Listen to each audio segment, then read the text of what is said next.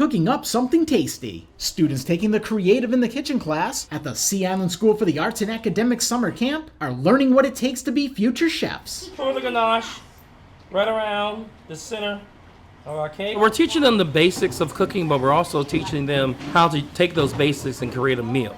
So the first day they actually made their own marshmallow, made their own graham cracker, which taught them the basics, how to measure, how to cut.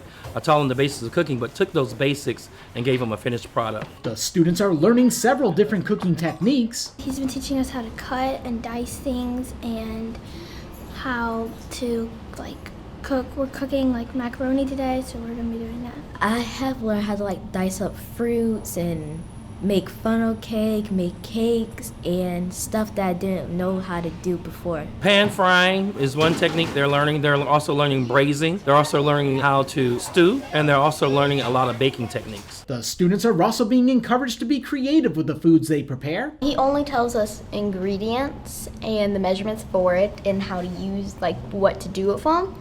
But he also gives us creativity in our own way, like how to decorate. He doesn't tell us how to decorate.